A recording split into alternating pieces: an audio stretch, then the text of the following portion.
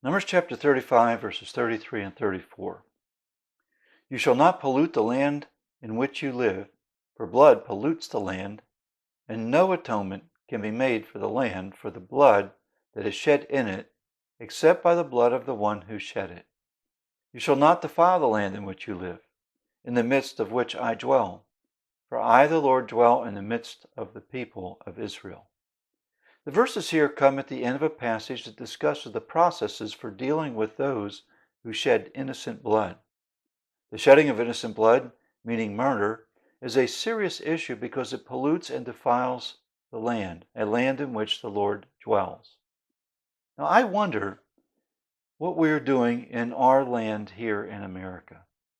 We sing the patriotic song, America the Beautiful, with these lyrics, God shed his grace on thee.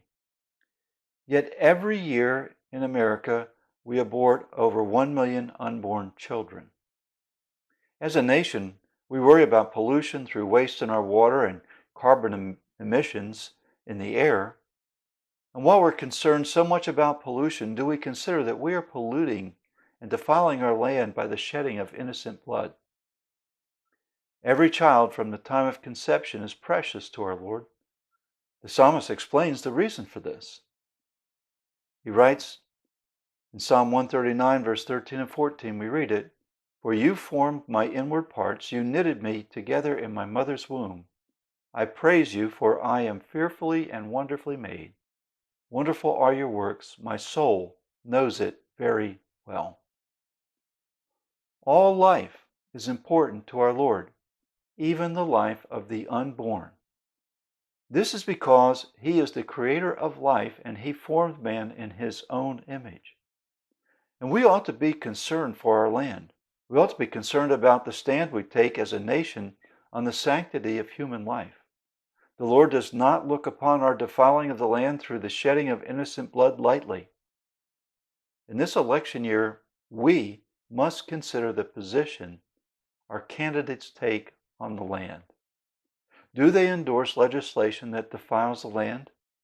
Do they turn a deaf ear to the ground that cries out due to the shedding of innocent blood? We have a moral obligation when we exercise our right to vote. Someday we will give an account for the decisions that we have made in this life. And consider the decisions that we make in our voting. Are we voting to defile the land with the shedding of innocent blood?